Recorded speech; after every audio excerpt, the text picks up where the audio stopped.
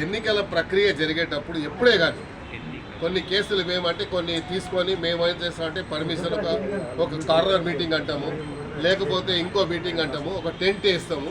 టెంట్లో మనం చైర్లు ఇన్నని రాయం. వాళ్ళు ఏం చేస్తారు, 100 చైర్లు అని అలా ఇస్తారు. ఒక ప్రొఫార్మా ఉంటుంది, ఆ ప్రొఫార్మాలో ఇస్తారు. 100 బదులు 500 చైర్లు 500 చైర్లు అనే కేసు ఎక్కడ చూడలేము మేము.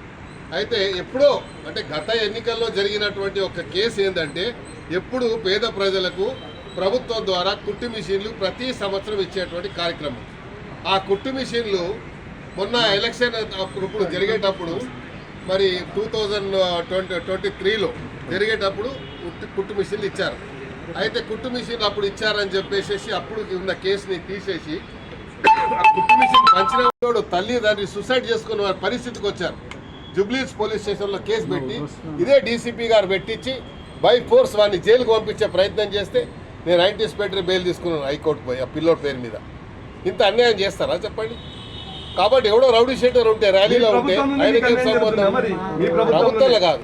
అంటే కొంతమంది అధికారులకు స్వేచ్ఛ ఇస్తే ఇలా చేస్తారు అని నా భావన చెప్పాను. ఈ మాత్రం నేను పేర్లు చెప్తలేను, ముఖ్యమంత్రి గారికి ఈ మాట చెప్పాను. ఎందుకంటే నేను ఎంపీగా పోటీ చేసినప్పుడు ఎన్నో ఇప్పుడు రాజకీయంలో జరుగుతూ ఉంటాయి, పెట్టొద్దని అంటలేను. అప్పుడు గతంలో చంద్రబాబు నాయుడు గారు తెలుగుదేశంలో ఉన్నప్పుడు నేను 3 పర్యాలు ఎమ్మెల్యే ఉంటే ఏదో మా మీద రౌడీ షీటో ఇంకో కేసు లేదు ఇప్పటివరకు నా జీవితంలో. కాకపోతే మొన్న కూడా రాజకీయంగా ఎన్నికలలో అన్ని 12 కేసులు పెట్టాల్సిన అవసరం ఎందుకు వచ్చిందో నాకు తెలియలేదు.